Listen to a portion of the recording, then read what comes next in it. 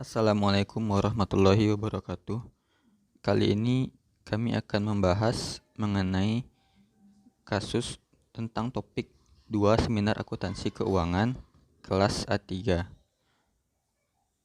Topik ini mengenai laporan keuangan konsolidasian sesuai PSAK 15, 22, dan 65 dan laporan keuangan tersendiri sesuai PSAK 4. Sebelumnya perkenalkan kami dari kelompok 5 yang beranggotakan Hawara Milanum Yevis, BP 1710533012, Jihad Mahaputra Jerino 1610532045, dan saya sendiri Rahmat Ivandra BP 1710532027. Adapun sumber dari kasus yang akan kami bahas pada pertemuan kali ini yaitu berasal dari laporan keuangan dan informasi transaksi dari PT Matahari Department Store atau EPPF. Baiklah, penjelasan pertama akan dibacakan oleh rekan saya Jihad. PT Matahari Department Store Tbk atau LPPF rilis keterbukaan informasi emiten. Ada dua hal besar yang penting. Yang pertama adalah LPPF mengganti bidang usaha menjadi investment company.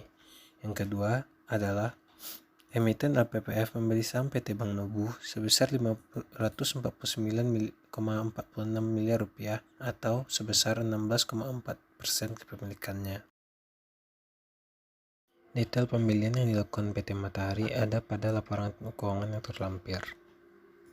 Baiklah, saya akan coba membahas mengenai informasi yang terdapat pada PT Matahari Department Store. Informasi sebagaimana tercantum dalam keterbukaan informasi ini dibuat dalam rangka pemenuhan kewajiban perseroan untuk mengumumkan keterbukaan informasi atas transaksi material yang dilakukan oleh perseroan sehubungan dengan pembelian bagian saham Nobu yang dilakukan oleh perseroan dengan nilai maksimum sebesar 728 juta lembar saham dengan nilai 755 per lembar saham. Hal mana merupakan 16,4% dari nilai modal di sektor Nobu. Total nilai transaksi atas keseluruhan pembelian bagian saham tersebut adalah 549 miliar 640 juta rupiah.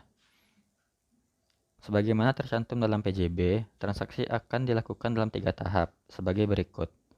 Tahap pertama, total saham sebesar 400 juta dengan nilai Rp755 dan total nominal 302 miliar. Tahap kedua, total saham 260 juta dengan harga per lembar 755 dan total nominal 196 miliar 300 juta. Dan tahap terakhir, tahap ketiga, total saham 68 juta dengan harga per lembar saham 755 dan total nominal sebesar 51 miliar 340 juta. Dan total keseluruhan nilai saham yaitu sebesar 728 juta dan total nominal sebesar 549 miliar 640 juta. Tahap kedua dan tahap ketiga akan dilaksanakan pada atau tidak lebih dari periode di atas sesuai dengan kebijakan perseroan sendiri.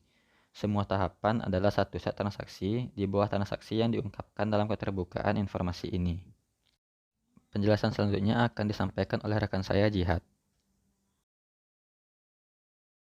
Jika emiten memiliki kurang dari 20% kepemilikan saham dan pengaruh tidak signifikan, maka termasuk instrumen keuangan atau investasi keuangan. Pada laporan keuangan pembukuannya menggunakan nilai wajar atau yang disebut PVPL, yaitu Fair Value for Profit or Loss atau Available for Sale.